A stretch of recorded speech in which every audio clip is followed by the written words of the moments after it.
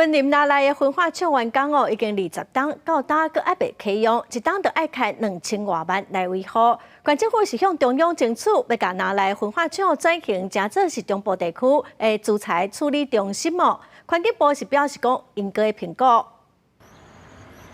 为了要解决废弃木材、雕刻，还有竹仔等农业废弃物处理，还有露天燃烧的问题，云林县府向中央争取，要甲拿来焚化厂转型做中部区域木质资材处理中心，当地农民有条件同意。 如果单纯在这边做一些这些简单的分类啦，或是树木的那个破碎啦，我是觉得这个是一个对云林是一个好的一个地方。可是现在我们担心的就是说，你破碎完嘛，你还是要燃烧嘛。 对，一旦的燃烧以后会造成说，比如说车辆的进出过量啊，造成居民的安全。说这边可以破碎的话，我觉得是蛮好的，因为其实很多的后续的资材，比如说生物炭，你是破碎之后才比较好做。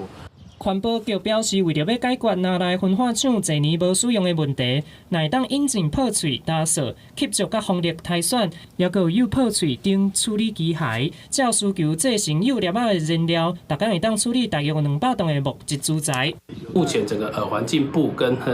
农业部也在规划所谓的木质一个集中处理厂的部分。那我们这次就希望说，透过中央的一个合作，我们针对所谓的